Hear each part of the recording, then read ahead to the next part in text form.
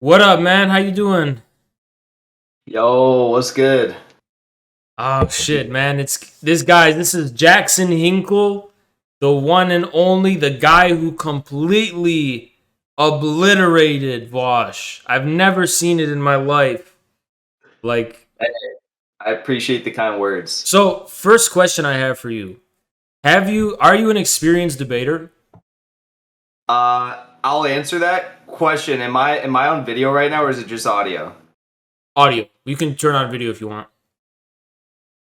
Should I? It's up to you. Entirely up to you.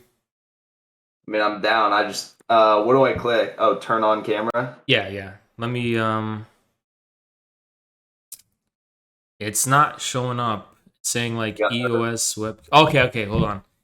Damn, dude, looking fresh, looking fresh. Hold on, let me get this. Um, hold on. Discord. Let me properties. There we go. It's good. All right. Cool. Shit, Cool. man. Who? This is the craziest collab, man. So, okay, before you answer that, I have another question. How the fuck have our communities not heard of each other? I don't know. I Because don't know. you're pretty big on the scene. And I never you're very prominent on the scene, but for some reason I never encountered you, or our community never mentioned you. It's like, yeah, it's Yeah, crazy. I don't know. Sometimes it's just like that. I feel like Twitch is its own little like random haven that's safe from YouTube and all like the trolls on YouTube. It's its own Yeah. little community. It's so disassociated from everything that's on YouTube that's honestly probably why we've never like interacted or had any sort of like collaborations or even people that I know that have like worked with you. Like I don't know if we've had any like commonalities in the collabs that we've had with other people. With Caleb, I think one of the biggest ones. Yeah. Yeah. Yeah, Caleb. I think Caleb's the only one. Probably, yeah, probably. Yeah, that's what I like to say. Like used to like to say that YouTube was literally like a wilderness. It was like savages, and it was it was so toxic. And then Twitch is like we come to like settle down basically, and like, have a Yeah. settled community.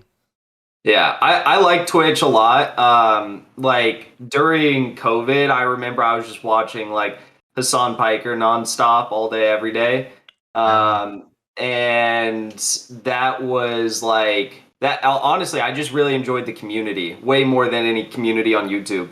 So hopefully, we can create something of that for like anti-imperialists and real leftists on Twitch. Yeah, I mean, before you came You've on, already got that. You've already got that. But I think we can do a lot of expanding. no, that's what I'm trying to say is before you came on, I was literally the only one who's like in the same political um place on Twitch politics. So it's really a welcome addition, especially after like that's what I want to ask. Like, are you an experienced debater? Because I've never seen someone who's just was able to just keep on their train of consistency, no distractions, no kind of falling for any of Vosh's traps. Like, you never got angry, you never got emotional. And by the way, that is the reason that's so commendable is because when you're dealing with big streamers for the first time, it can be really nerve-wracking. And one of like the things people do is like they just get too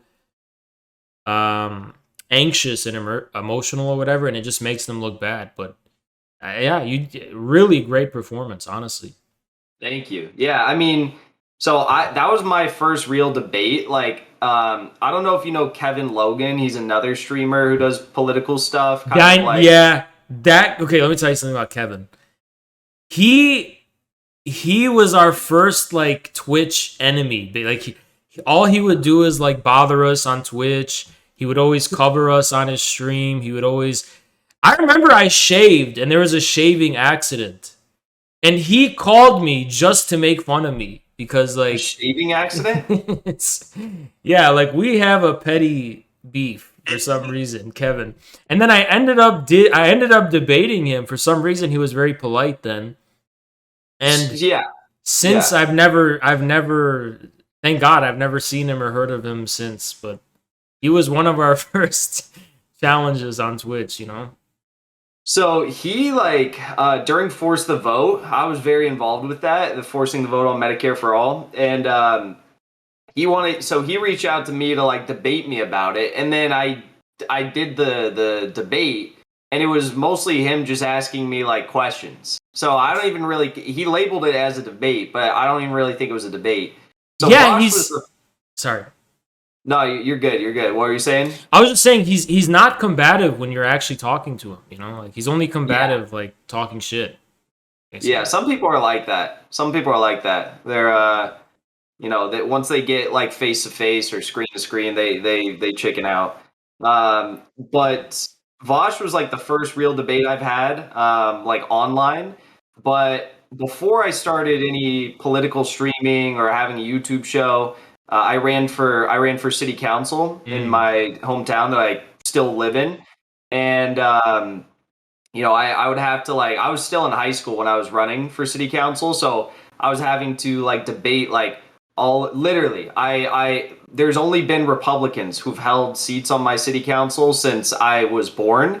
So I was debating like all these old chuds that are like real estate people or like land development people that are like big Orange County politicians, and I prepared a lot through that. I think like doing debates with them, and then in my campaign, there was some random guy who reached out to me through like one of the other city council members who endorsed me, and he did like speech and debate coaching for like all these CEOs of Fortune 500 companies, and he Wow. just coached me throughout my entire campaign, like trying to get me to be a better speaker and public speaker. And I think honestly, like I credit that to like me Wow. learning everything that I learned about public speaking, and mainly through that because the guy was just such an incredible coach. I mean, I can he, tell. I can honestly. I was just. Yeah, I can really tell. Um, yeah, it paid off. yeah, I mean, another really thing that I really liked was you had such a solid. You were able to make use of the facts so efficiently, so elegantly, and that's an issue I have debating sometimes. It's like when we get down to factual disputes, it's hard for me to like have a immediate kind of command of the facts surrounding a topic in an issue. But you there's a big kind of stereotype on Twitch, which was basically this idea that us kind of Jimmy Dore people, I guess, is like there's kind of a civil war going on, right, between TYT and Jimmy Dore. The basic idea is that we are just kind of emotional and yelling, and we don't have any kind of solid grasp of actual facts. We're just irrational.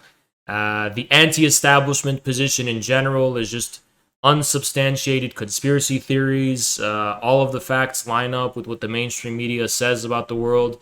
I mean, it will surprise you, right? Because I guess you may be more used to the truism that it's not the case, but here on Twitch, if you're looking at people like Dylan Burns and all these personalities, the view really does prevail that the mainstream media and the mainstream institutions of our society, they are just, they are the truth. They literally are just telling the truth. And that all of the people who doubt, because here's the thing. So there are a lot of people on Twitch who all these progressives and lefties on Twitch are used to debating right wingers and Trump supporters, and they're playing on the defensive when it comes to the mainstream media. But they go ahead and they apply that pretty successfully, I think, so far against leftist and progressive skeptics of the mainstream. So we really need someone like you who can lay down. And it sounds like it's, well, why would you have to do that? Everyone knows about that. But even for things like the way in which the DNC robbed Bernie of his nomination in 2016, Yeah, even if yeah. you were to just debate someone and set the facts straight about that, you would really be making a huge impact. Yeah, and I'll also say that like I feel like our from what I've seen in your debates, like our different like debate strategies and strengths kind of like complement each other. So like maybe where like I lack a little bit, you're pretty strong. Like when it goes outside of like just presenting facts in a fancy way that might make a convincing argument, and when it comes to actually like debating high level ideas, you're very good at that. So I think that's super important as well. And also getting to what you said about like Twitch kind of being like this echo chamber, like I definitely see that, and it's honestly kind of funny. Like, you were just mentioning Dylan Burns, and like the only reason why I debated Vaush is because he has such a big following. Like, obviously the dude is a joke, right? Like he has no idea what he's talking about. He's never before like that week. I don't think he'd ever really read about the OPCW cover up in Duma, let alone like actually read the reports. And I still don't think he's done that. So what we're dealing with on YouTube is like the actual journalists who are digging into this and are being leaked the reports and are being leaked the reports from the whistleblowers of the inspectors who are on the ground in Duma. Like those are the types of people we're having on our shows, and we're exposing those people to our audiences. Whereas on Twitch, you have people who, like Dylan Burns, who claim to be foreign policy experts but have nothing to show for it. It's like what qualifies you as being a foreign policy expert? You don't know your ass from your elbow. So it's just kind of funny, like crossing over and seeing these people that really think that they're so knowledgeable and they're so confident in their wrong ideas. And I think confronting that head on is the best way to really deal with all the misinformation that's on Twitch. And given that you and I kind of we dabble in both these worlds now, it's like I think it's gonna be pretty dope to hopefully try and win over that audience. Yeah, I mean, as Hassan shows, I mean, the audiences out there that are looking for some kind of political content on Twitch that's against the mainstream. Hassan's audience, to my knowledge, it goes beyond Hassan a lot of the time, beyond what he's comfortable with. But I think the main thing is that that is so incredible what you said. It's like Twitch, the only reason these people are prominent on Twitch is because literally no one who's got experience and knows what they're talking about has come on here and actually challenged them. It's kind of like putting like a seasoned tough warrior into like Chuck E. Cheese, and it's like whoever the top bully kid was in that Chuck E. Cheese, like sorry, it's they're no, it really is. Yeah, and like to some effect, like I feel like the real journalists who are doing this work, it's like they're not. We shouldn't expect them to waste their time debating people like Dylan Burns, for example, but. When it comes to people who have massive followings that are just outright lying to their audiences, it's like, okay, well now we're getting into some like really really dangerous territories, right? You have these people that are just like lying. Like I don't know what else to call it. They're just lying about what has taken place and the geopolitical ramifications of what has taken place in Duma or in Palestine. I mean. Dylan Burns doesn't even support BDS. He doesn't even support BDS in Palestine. So it's like, again, these people have no idea what they're talking about. And it's really concerning given that some of these streamers have massive followings, just massive followings. And I hope that at least some of them, when confronted with the facts and the reality of what's happening, maybe some of them will wake up to the fact that some of the things they've been saying has been wrong. Like I had that happen. Like I've had a political journey take place in the time that I started my show, which was in February of 2020. Like I've become someone who was just kind of like an anti-Republican social democrat to now being like a staunch Marxist-Leninist anti-imperialist. So wow, these things can't happen. And there's a lot of things. What's your journey been like? Yeah, I mean, so the thing with me is that I was always more of like a nerd. I was more like into theory and philosophy and that kind of aspect of Marxism. And I only kind of appreciated Marxism, Leninism in the past few, maybe 3-4 years. Kind of after coming from like a very abstract kind of armchair Marxist kind of position. But I had always understood the importance of staying in the real world and real world politics and understanding that, you know, there's some, I'm really glad you come from where you come from, because the scene is very discouraging. If you look at Western MLs, and for the most part, it's kind of like these people are not in reality. These people are not having a good grasp of actual real world politics and this kind of stuff. And then also there's an endemic kind of weirdness, it's among a Yeah. lot of them. This is a big problem.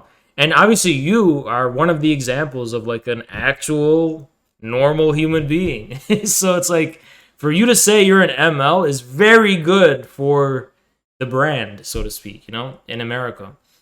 Yeah, Um, likewise for you as well. I think I definitely resonate with like another normal fucking human being. Like there's just too many weird little basement dwellers that are, it's like, cool, I'm glad you have good political takes, but like, am I gonna want to hang out with you or associate with you outside of talking politics? Probably not. So like, it's good that there's like more normal people.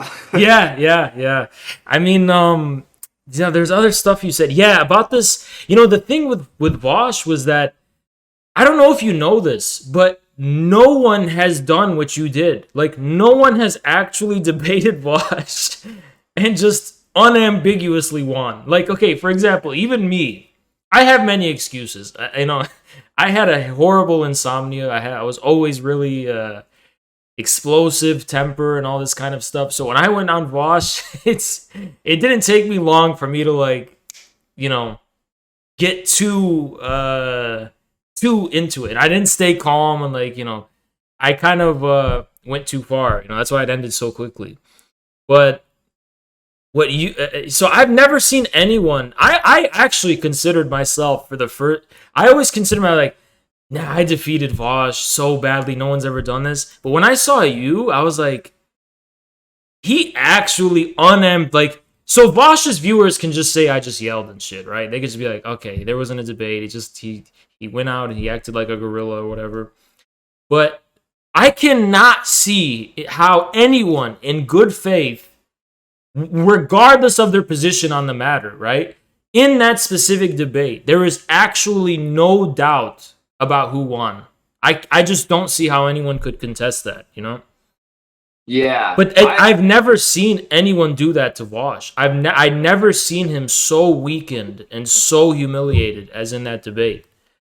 he was humiliated, and I would have loved to have seen him after the fact, because keep in mind, like I don't have a massive following like he does. I have 20,000 plus on YouTube, and like I think at the time I had like 11,000 on Twitter, something like that. So after the debate, I went on the beach run. I did my challenge, the beach run that was more challenging than the debate, and I came back, and then I looked at my phone, and all the top clips from the Vaush debate, and like Vaush, it was trending number 15 nationwide on all of Twitter for the United States, and I was like, holy shit, like, bro, that is that is Sigma as fuck.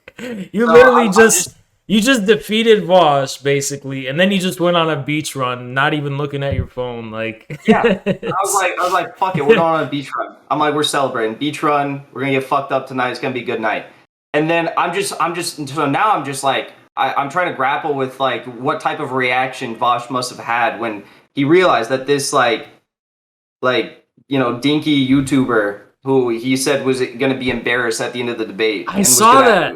Yeah. Yeah, he said I was going to have a mental illness, or he said like you'll have to have a mental illness. No, yeah, he's like, I am so confident about this topic, and I am so confident about what the truth is, yes, that if he ends up disagreeing with me, it's because he has a mental. And I was like, oh, that's pretty bold, Vaush. Let's actually see what's Yeah, so I wonder what his reaction was, because he couldn't have been like in a good place when he saw that happen.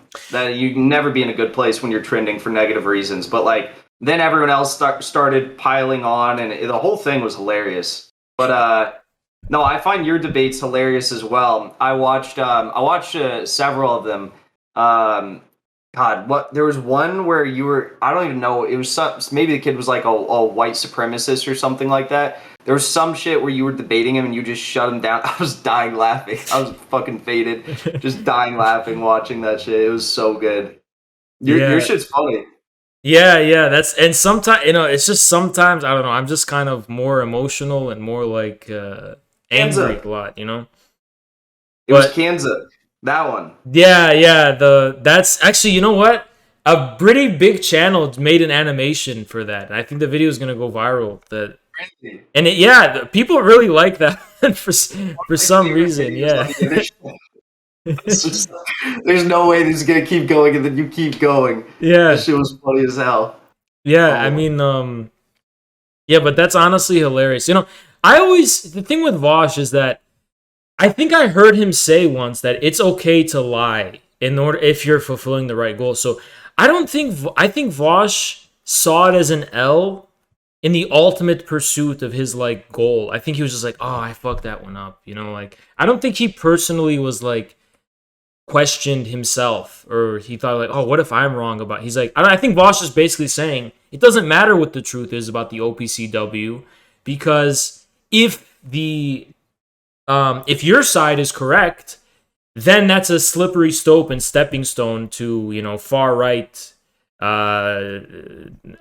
Fascism 2.0. Yeah, we're on Twitch, so I don't know what words we can use, but yeah, the how he kept bringing that up and comparing it to historical revisionism about World War II and stuff. It was so shocking to me. I don't see like it was so abysmal. Like you were talking about concrete facts, and he would just randomly talk about how that you sound like a And the terrifying thing is basically the implication for Vaush is that he doesn't care about facts. He doesn't believe that these historical revisionists that he's talking about can be challenged. He basically says, you know, I don't know if he knows this, but we all agree that these revisionists are horrible people. But Yeah. you also have to prove that to them. And many people have proven to them why their kind of revisionism is wrong. You can't just say that, you're wrong because you're bad politically. You have to stick to facts and stick to truth. And Vaush was admitting that he doesn't care about facts. He just cares about ideology and political truth, basically. Yeah. And there was a few times in the debate, several times in the debate, where like, I caught him in his tracks doing what he does and just lying about, you know, he what he does is he'll lie about small little details here and there and use those small lies to craft an overarching narrative that Yes. deviates sharply from like what the reality of the situation is.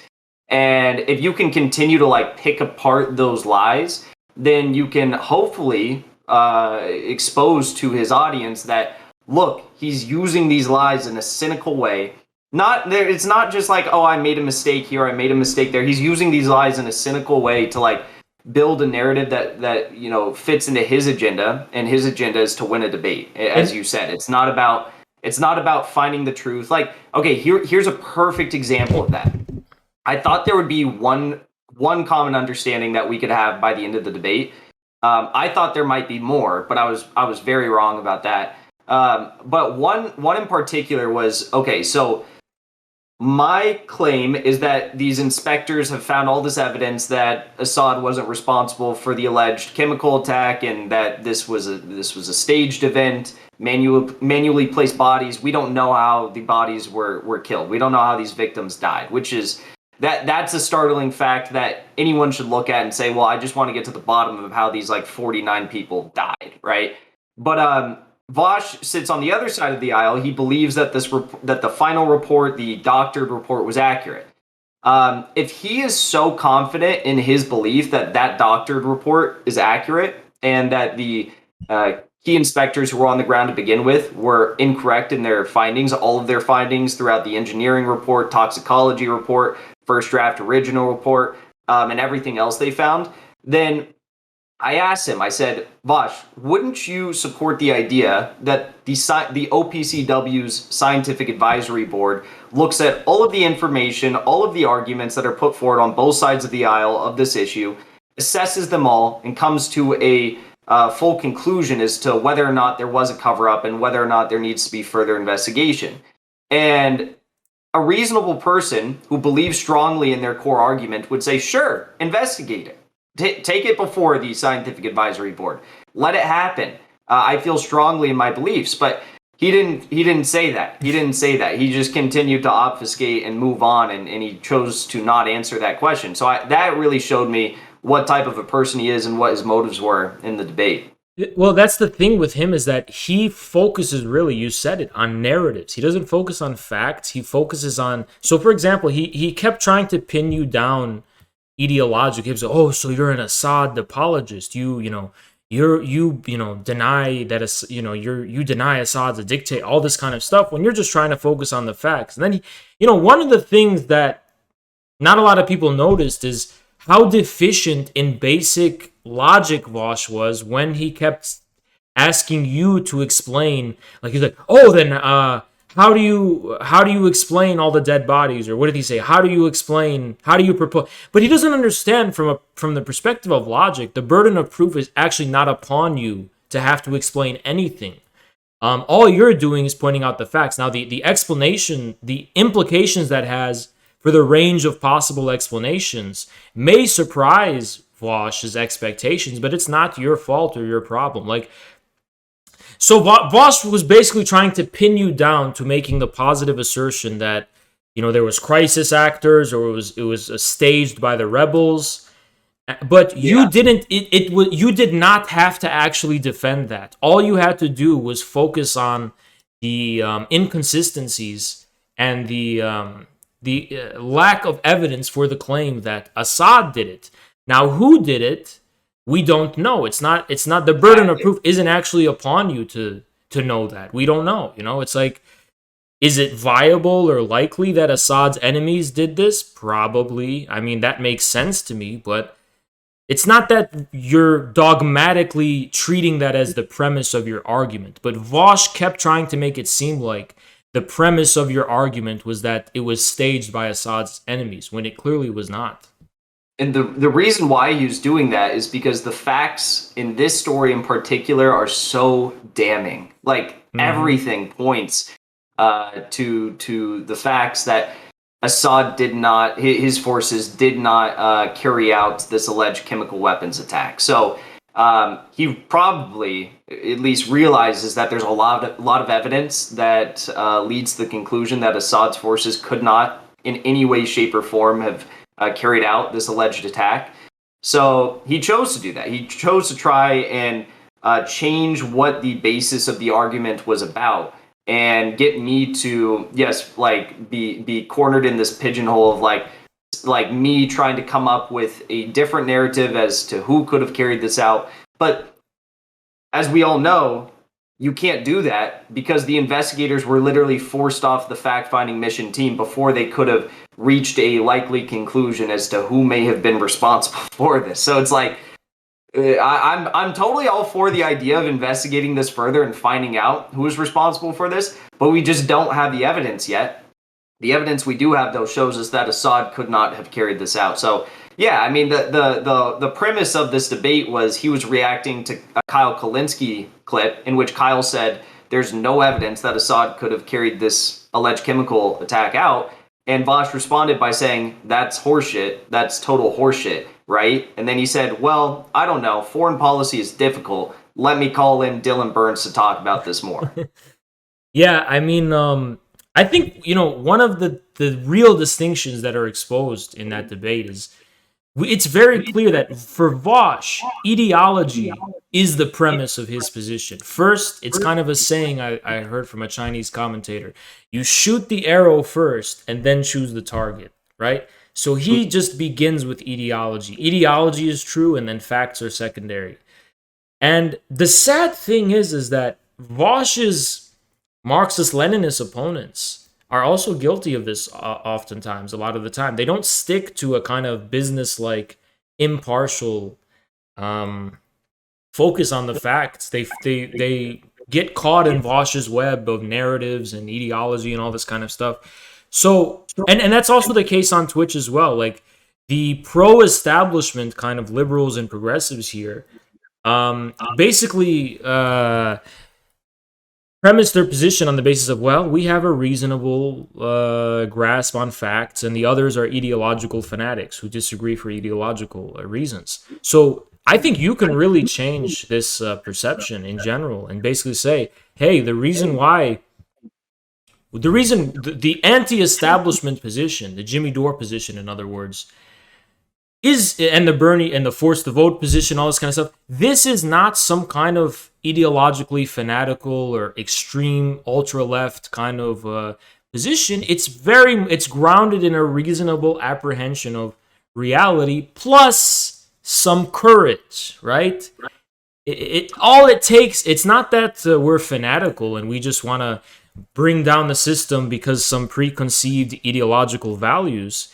It's that we are willing to confront the truth of reality with courage, because it takes courage to go against the establishment. It takes courage to go against the grain. And it's that issue of courage that is really the defining line in my view. It's not because, Jimmy Dore and all these people are unhinged and, completely wrong and stuff.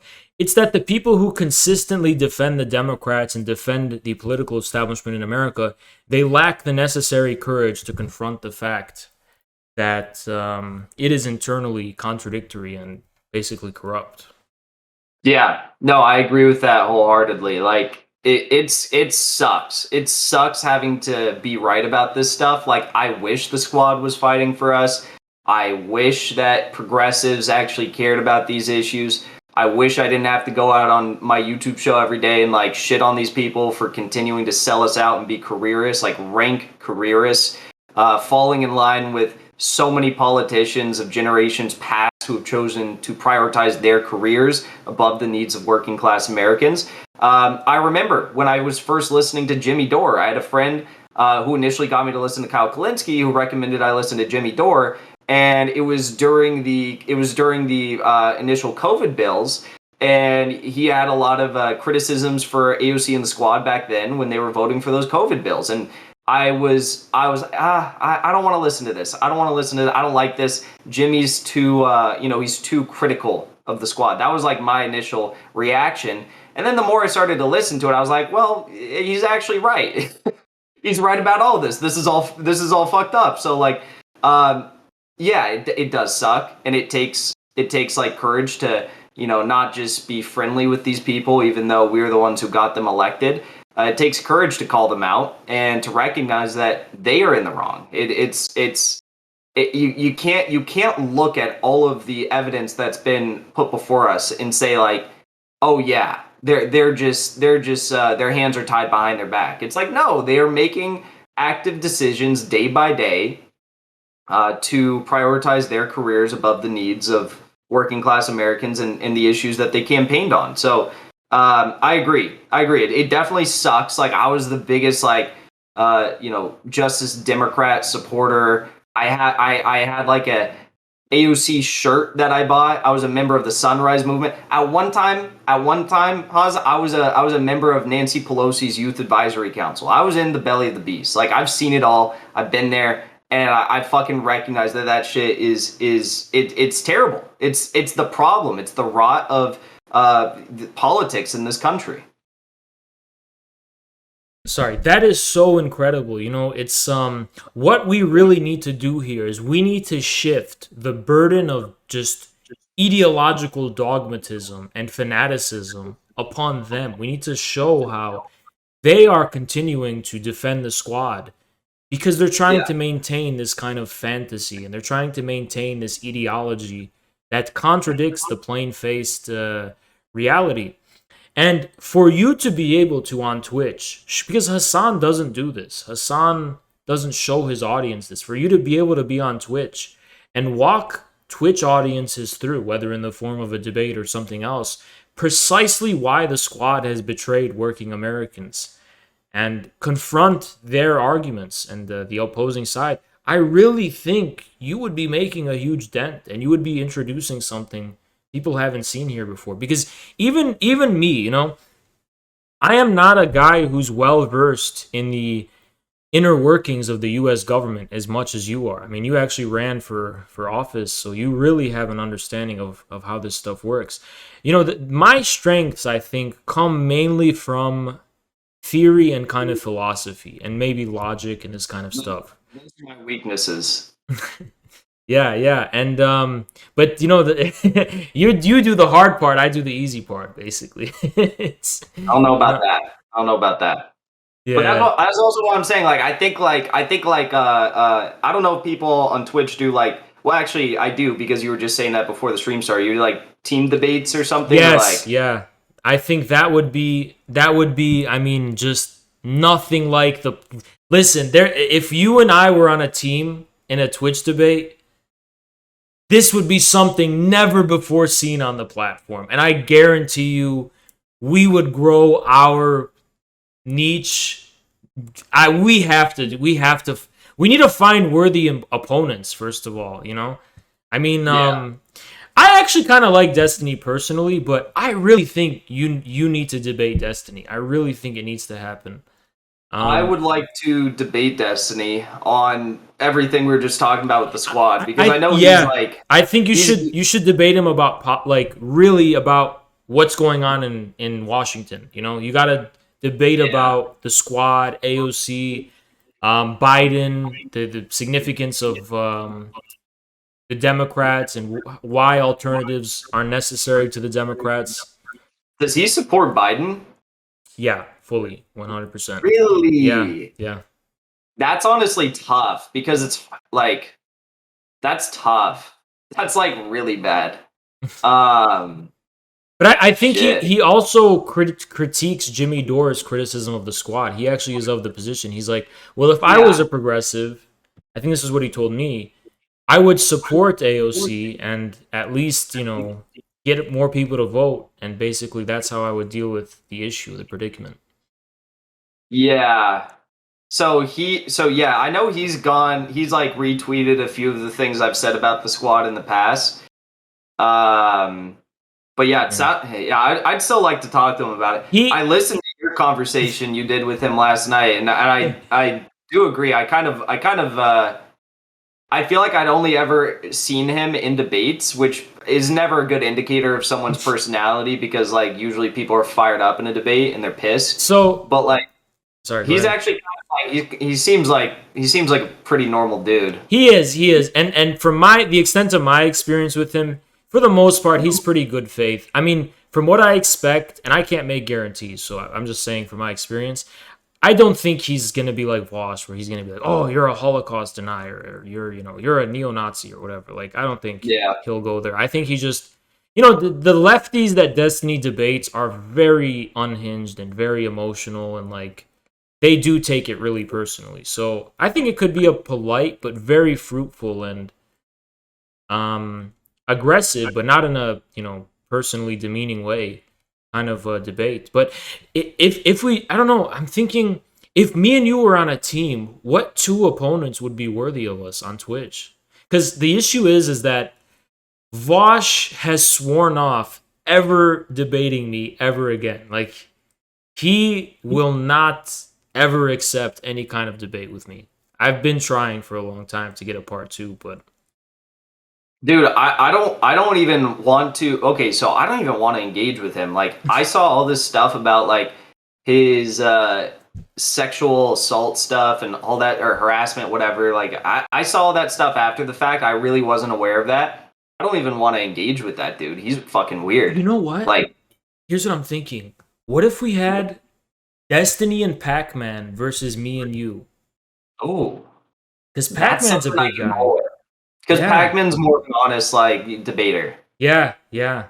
It'd be a tough one, but me and you could prepare for it, and we can collaborate. And wow, that would be the debate of a lifetime. I have to message Destiny sometime and let him know about that. But oh, dude, that would be a game changer. That would really be a game changer.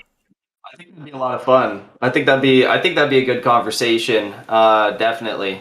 But Yeah, I listened to your conversation last night. I gotta say, I took Destiny's side in the conversation about open relationships. Yeah. Won me over. Yeah, I mean, yeah, I don't know. It's just, I guess it's like, well, you said you're from Michigan, actually, right? You have family from Michigan. I'm named after Jackson, Michigan, but I'm from Orange County, Well, I was gonna California. say it's like it's different. I have rural Midwestern values, and you live on the So West I guess Coast. so. So. West Coast values are different. It hits different. Yeah, yeah. I mean, yeah, I know. You know, another thing, the thing about Twitch is that Twitch isn't only based on politics. You know, Twitch is based on personality. It's a very personality focused platform. So Twitch, if you're, you know, you can't do this on YouTube. This is what I learned. But on Twitch, you can really get comfortable being yourself. You know, it's like that's what viewers I think expect here. You know, but Yeah. another thing about Twitch streaming is that Twitch is about long form streaming, right? Like Twitch is people who stream for like 6 to 12 hours a day, basically at the extreme end, you know? It's pretty intense. Yeah, basically just fully, you know, it's like what Hassan does, you know? Yeah, how do you do that? Like, I don't even know how I would like prepare for that because the way I do it is I'll get like 5, 6 stories prepped before I go live, and I'll spend like an hour doing that. And then I'll just run through them, and in between each story, I'll just read super chats and kind of react and chat with people. But yeah, Yeah. how do you do that for that long? I think it's mainly that you I don't know, you have to really do enjoy it, and you kind of have to really enjoy, you know, the thing that kind of keeps me going is on Twitch is it's really the chat. The chat on Twitch is different from YouTube because Twitch chat's going to be a lot more personal. There's going to be more emotes, and you're going to Mhm. get less trolls. You know, you're going to have more control over your chat, and you're going to be able to be used to. It's kind of like a parasocial or whatever relationship. But a dynamic I've noticed is okay. First of all, you don't have to answer this, but how old are you? 21. Oh, what? You're 21? Yeah, Bro, yeah. you make me feel like shit. I thought you were 30. I was uh, thinking you're 30. You're 21 with this much experience and maturity, yeah, I am 21. and I you don't were know in about the maturity, politics running but for office, and holy shit, dude. Oh my, I was thinking you're 30. I'm only 25, you know, so I mean, I'm as old as 25. I didn't think, wow, you're 21? dude, I thought you were older too. I thought you were older too. That isn't I thought you were like 28. No, dude, you really got a future. I'm telling you, you have a future on this. But what I was gonna say is that something I've noticed is that, you know, the civil war is right now between Jimmy Dore and the Young Turks, right? And they're both old. They're like boomers basically. And it seems like Twitch is where the young people Yes. are, you know? Um Yeah, I'm in like Boomerland over on YouTube. yeah, but you know what? We have to I mean, you'd probably want to be cautious because you've been very successful on YouTube. Like I've noticed you get how much is your average views now? It's like It 400. depends. It's like usually like 400 to 1,000. Oh wow, yeah. I remember I think I saw you once and you were usually doing like 200, right? So you grew pretty fast. I started streaming in like the final like 3 days of the election cycle. So Wow. that's like I went from like for a while I was streaming to like 20, 40 people, 30 people. And it wasn't until Force the Vote when so like during Force the Vote I was the one who like organized there was a series of protests in DC outside the congressional offices. And when I was there and I was able to like connect with a bunch of other political people like Lee Camp, Breonna Joy Gray for the first time, Max Blumenthal, Aaron wasn't there, but Anya Parmpill was there, and that was the first Combo Couch.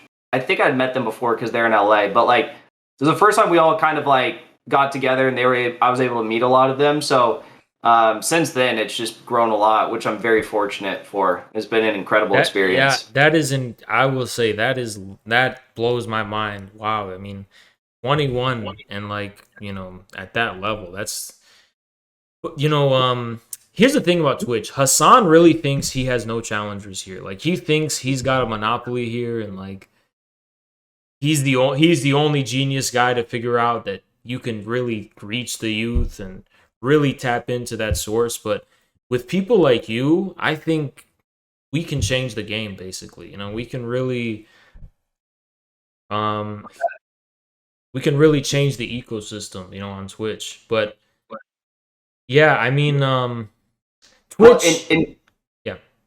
here's one thing I'll say about Hassan, because from what I've noticed about Hassan, again, like I was the biggest Hassan fan until Force the Vote. Mm. I don't think I'd ever even sent a message. Like, you know how you can rack up all those points on, like you rack up the points if you're in Yeah, chat the channel on points. Twitch.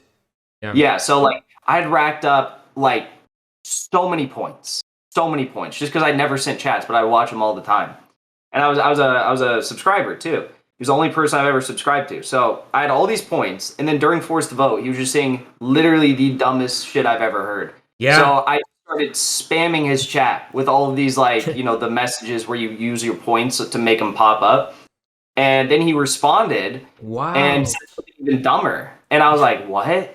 But when he's approached by people that he at least respects, or if he's approached in like a debate style manner, to his left, he usually agrees with people. Like if you see Kyle Kalinske or Crystal Ball, who I'm way to the left of them, but they're to the left of Hassan, when they Yeah. press him on something regarding the squad or Justice Democrats, um, usually he'll make a statement, whatever, and it'll be some bullshit statement. Then Kyle or Chris will come in and like kind of like course correct and be like, well, like, but this is actually what's happening, and he'll be like, oh, well, I agree with that. So I don't even think it's necessarily about challenging and like, or like winning over his subscribers. I think it's like about just like maybe even in that case with Hassan, like Family. uh trying to like show him that there's more than this Twitch echo chamber, and there you Well, can actually pressure these politicians. It might be a bit hard with AOC. I think he yeah, wants to I date think AOC, but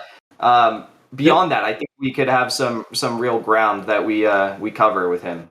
that would be really great to be able to win over Hassan. But one of the issues with Hassan, I think, is that, and I don't really blame him for this because I understand, but there really is a personal problem that the Young Turks like Jank and Jimmy Dore have. It's like Oh yeah. Hassan really can't side with Jimmy Dore on anything, because it's family. No, yeah. No, that stuff is tough, and it's like I love Jimmy. I love Jimmy. But it's like Jimmy is like one of the most passionate people I've ever met Yeah. in my life. And like if you are on the receiving end of that passion because you said some absolutely gutter brain dumb stuff, you're not gonna leave the discussion feeling great about yourself or Jimmy. Which is like Jimmy's strength, right? He calls balls and strikes. That's what he does. He's really good at it. And I think a lot of people can't understand that it's just his sincere passion. Like the dude is so passionate. He's one of the nicest guys that I've ever interacted with in any of these spheres. He's a very genuine human being. And you can see it in his commentary. Like it's why he can get so fired up about this stuff. Yeah, I mean, yeah, he's definitely a very, very passionate guy. And it's interesting to see you know, how this sphere of just online influencers is starting to shape real life politics. And a lot of people ask, like, oh, what's an example of that? And it's AOC. She came from the Justice Democrats who were set up by Jank and Kyle Kalinske, right? So I think what we're going to start seeing is we're going to start seeing more of these influencers. And unfortunately, influencers like Vaush and others using their platforms to funnel and influence the course of progressive politics in America. That's one of the Yeah. reasons why I've taken the streaming and the channel on YouTube to be a long-term investment, because sooner or later this is, I mean, we saw the donation model that Bernie Sanders pioneered become mainstream, even with Biden, the small donations. And that's actually the monetization model of YouTube and Twitch content creators, you know? So I think we're going to start seeing a closer and closer connection between these two. And the fact that you have experience in politics as well is also like an added bonus in that regard, you know?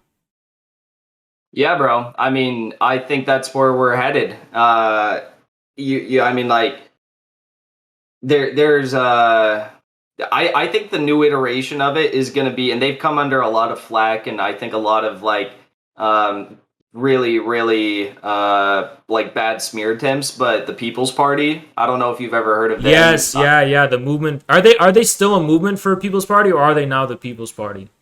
People's Party. Like Wow. obviously, I am a Marxist Leninist, so it's like wherever I can push for that, I'll push for that.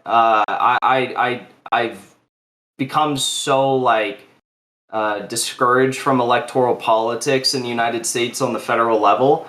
But I do, in a lot of ways, think that the People's Party is going to be the next iteration of what we've seen with the Justice Democrats, because people aren't going to be supporting the Justice Democrats anymore. Like they're not even blacklisted by the DCCC anymore.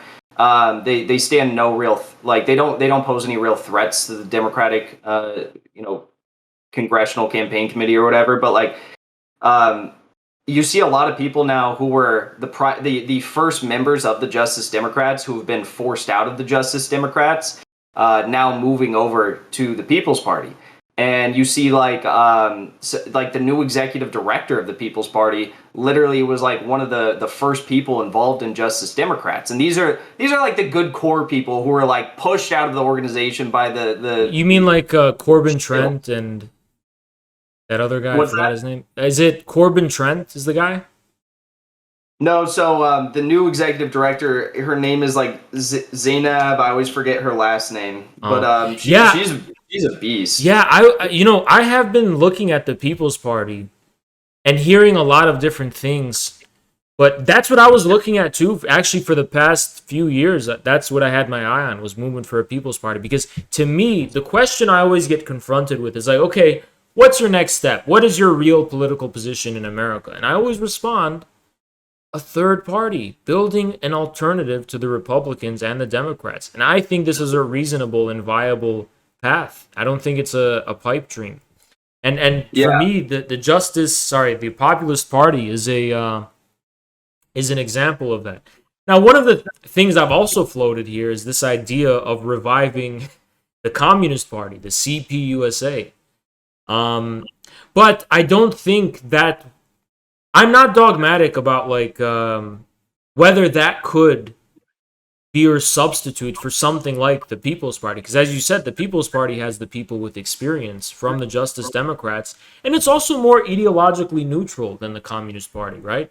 So I think my idea would basically be that they're not really incompatible, that the Communist Party can still be revived, but instead of the Communist Party trailing the Democrats, the Communist Party can trail People's Party, right? And then it can still, I mean, like as a Marxist Leninist, for me, ideologically, the way I think about it is that the Communist Party can be like a faction within this broader populist movement to convince people and persuade people, not dogmatically and not in a divisive way, of the merit of Marxist Leninist theory and ideas in the American context.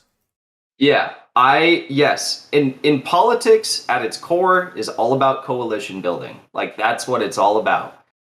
Regardless of whether you're you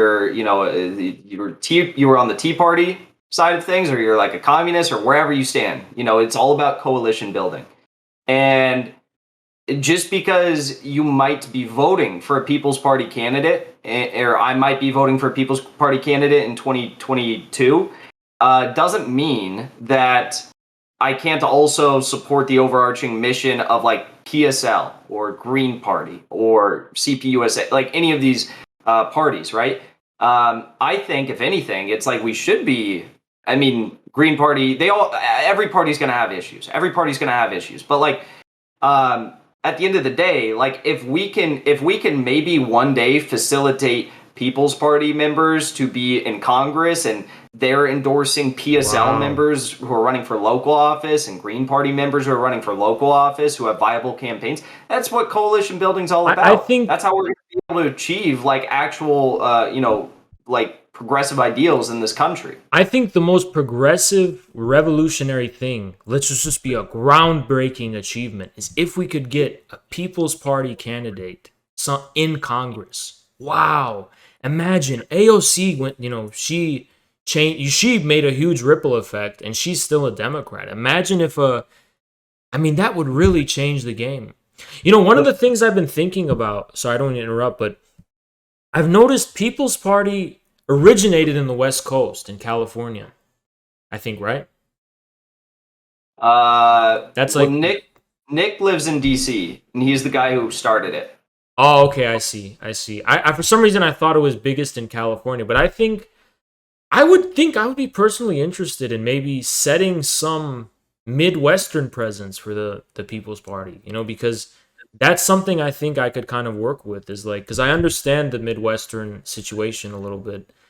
And I understand progressives have a really hard time winning over these kind of, this working class Rust Belt people, right? They're overwhelmingly Republican and overwhelmingly pro Trump. So, yeah, winning these guys from Trump's support would be, I think, the decisive victory for progressive forces. Because if we can win these Trump people, the working class ones, I mean, we can really actually pose a threat to the Democrats. We can have our own base of some kind to challenge the Democrats. Because remember, Biden's whole shtick was like, oh, Bernie's too far left and he can't compromise with, the Republicans and conservatives. But what if the actual real left progressives won over the working class elements of Trump's base, and also the working class elements who aren't voting at all and who are apolitical? That would really change the game, I think. You know? Yeah, without a doubt. I mean, like, but it's not if that could happen. That is what happened with Bernie's campaign. Like he polled overwhelmingly better with self-described conservative Democrats, right? That's a fact.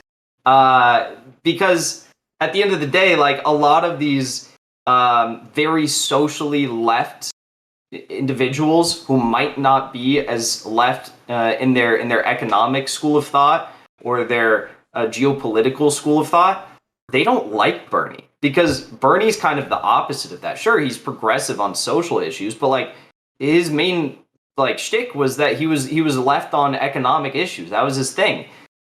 When you look at his policies and how Trump campaigned, they both oppose NAFTA. They both oppose TPP. And They both oppose permanent normal trade relations with China.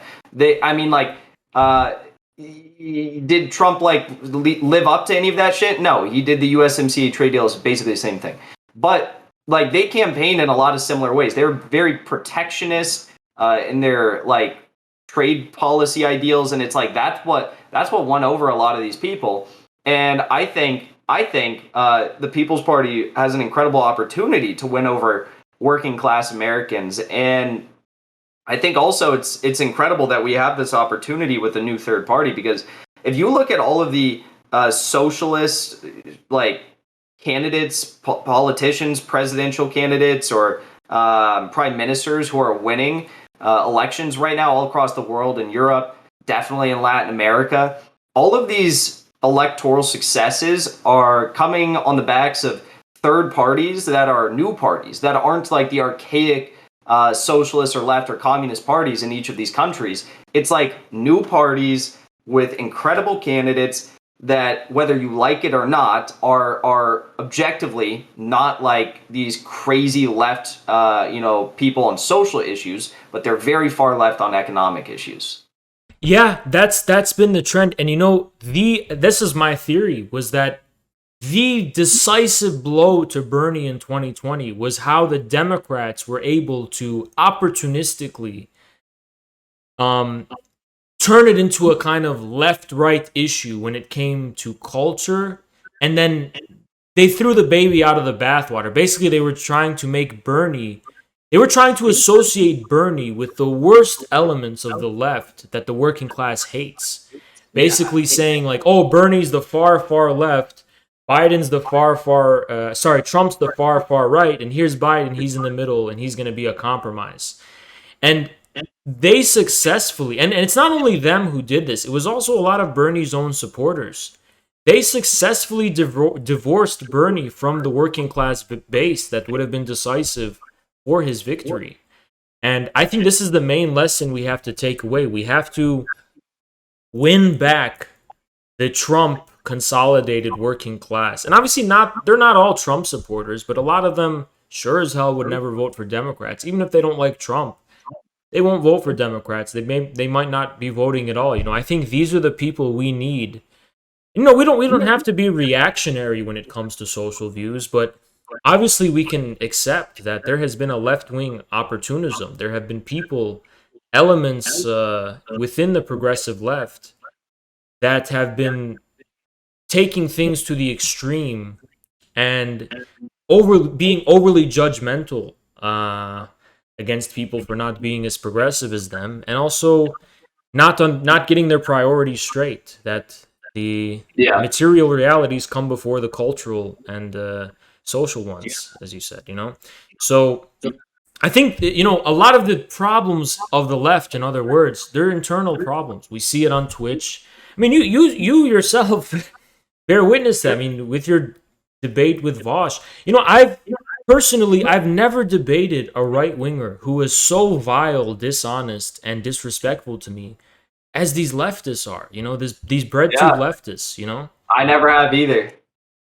Yeah, it's incredible. It's like for some odd reason, I can actually talk to right wingers and I can talk to Trump supporters and have a human conversation with them. But these bread tube leftists, they are just so vicious and so relentless. I mean, I don't know if I can really even say this, but I am genuinely baffled and I am genuinely confused as to whether or not this is literally a government psyop.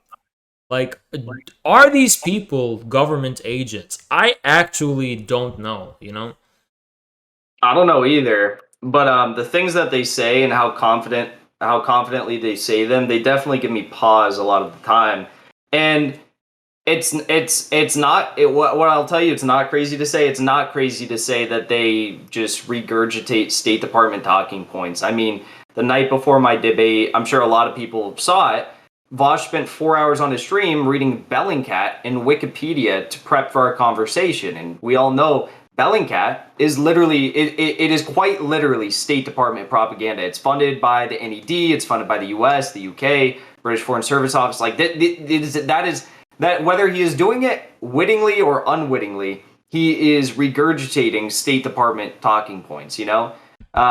Which, regardless of the motive, that's a huge issue. That is a huge issue. I was in a debate a week or two ago, and there was this leftist, and she was so adamantly she randomly brought this up about how it's better if the U.S. stays in Afghanistan and the corrupt Afghan government is continued to It's like, how is this the left? Why would a leftist be so passionate about how has the left, the far, mind you, the far radical left, quote unquote, people who calling themselves anarchists, and how have they become to the right of what liberals used to be in 2008? It's in 2008, being anti-war and wanting to pull out and being anti-intervention was an extremely mainstream position among center-left liberals. And now it's apparently a far-left, tanky, extremist position. So I really, yeah. It's really wild. It really is. I don't know how anyone could actually believe that stuff. Well, one of the tactics they employ here on Twitch, the leftists, is they'll basically say, factually speaking, everything the government and the establishment and the NGOs and whatever this network of institutions says is actually true. But as leftists, for moral reasons, we can have some room. But we need some kind of discourse here that actually says People in power are lying to you about reality. Distrusting mainstream media does not make you a far right neo Nazi, uh, because we can demonstrate it, factually. We can actually rationally and coherently demonstrate how the mainstream narratives lie about reality. Yeah, yeah. I mean, I don't even know because it's like so many of these bread tubers. I mean, they a lot of them have like the facts and the evidence before them, but they continue to choose to lie about this stuff, and then they call themselves anti-imperialist, but they're not. And in one of Vaush's clips that he posted this week, he literally said that China is more. Or I don't know if he posted this week. I saw it this week. He said China is more imperialist than the United States, and Yeah.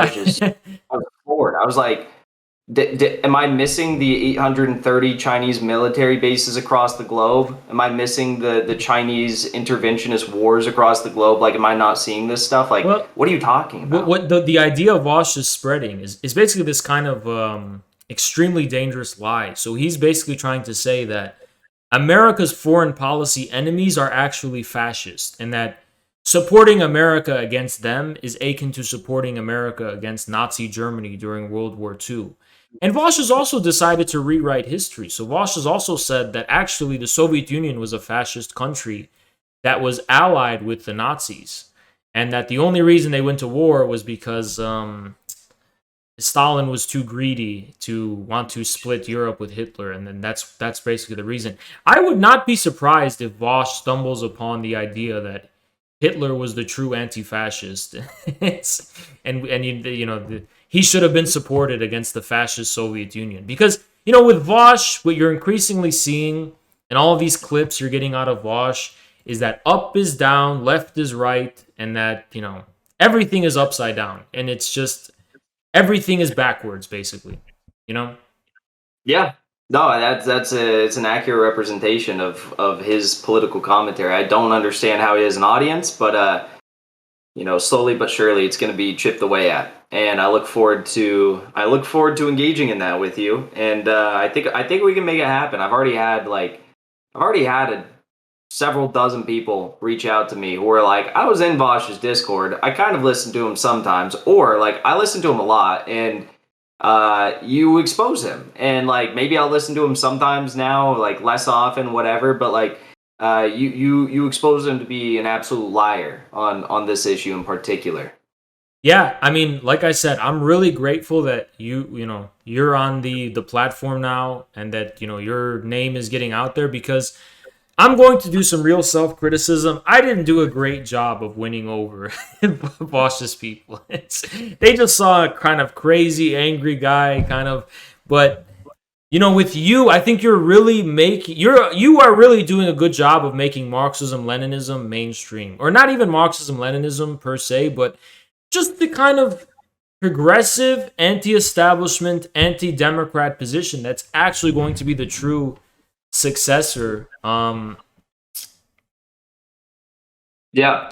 Yeah. No, Sorry, there was a message in the I chat. don't know if you broke up there for a second, but yeah, I mean, it's got to happen. It's got to happen, and we need it from all sides. We need people who are like angry and pissed off, and we need people who are more calm as well. It's like it needs to be coming from all sides, because who knows what's going to resonate with the person on the other end of the screen? Like Yeah. who knows? Who knows? Everyone's going to be like resonating with something that's completely different than the next person. And the more voices, the better. If they don't like Jimmy Dore, maybe they'll like you, or maybe they'll like me. Who knows? But if we continue being vocal and exposing the BS that they're putting out, at some point or another, they're going to have to listen. And when they start listening, I think they're honestly going to be surprised with how much they actually agree with us on. Yeah, I agree with you. And one of the things that you have that's so important is that good faith, that belief that those people are out there. Not all of these liberals and Walsh supporters are just bad people. A lot of them really do believe that the facts and reality and truth is on Wash's side and all these other people's side. So I really do see the capacity with you to win them over. To because you yourself were a former, like you said, you were kind of a former liberal type of guy yourself, and you saw, through your own journey, through your own experience, and I think that's an extremely important path people need. It's an important journey that should be made accessible to more people. Hopefully we can do it, bro. I Yeah. think that that Pac-Man Destiny debate would be a lot of fun. I have to message Destiny sometime about it, but I think we should also talk again, but this time next time in private, because there's some things I want to talk to you that I don't know if I want to talk about on stream. But Yeah, just to give you I'd be more of happy an to. idea of like the Twitch scene and kind of like the differences from YouTube and all that stuff. But I'll definitely let you know sometime. I've been kind of busy because I haven't been getting a lot of sleep and not a lot of free time. But I will definitely message you on the Discord. What do you use more, Discord or Twitter for DMs? Twitter. Twitter. I'll DM you on Twitter. Yeah, I'll let you know on Twitter. To schedule a time to talk on Cool. Discord, and yeah, we'll definitely get more into detail, setting some stuff up. And as soon as we nail down a debate that we can team up on, we'll set up a kind of group chat where we can share like strategies and evidence, and we can really, because we got to be in it to win it. We really have to make this like a legendary. That's the only way you can do it. Yeah, Why go yeah, half-assed when you can go full out? You know. right, yeah. All Yeah, right, bro. yeah. Thank you for having me on. I appreciate it. It was a It's good it's really an conversation. honor. It's really a pleasure to have you on. Was not expecting it. It was a pleasant surprise. And guys, your Twitch name has two L's? Yes, two L's. Yeah, Two it's L's. Jackson Hinkle with two L's on Twitch. Go give him a follow. He's kind of how Thank much you, followers do you bro. have on Twitch right now? Um, I think I'm over 700 now. That honestly, thanks to your raids, I was at like 500 or 400 or something a few days ago. I think. Yeah, I mean, if you're live and I'm going offline and I see you're online, I'll make sure to raid and most of the time. But yeah, I mean, so it's Jackson Hinkle, two L's. Your YouTube is just Jackson Hinkle, right? You type that in the search and Yeah, it'll come up if you just type in my name. yeah, yeah. So guys, this is only the beginning of the collaborations to come between me and Jackson. I'm telling you, this is the team that's gonna shake up the game on Twitch. Like Yes, sir. yeah. So it's always a pleasure, and look forward to talking to you soon. Likewise, bro. You have a good rest of your night. Thank You you for having too. me on. No problem, man. See you later. Peace.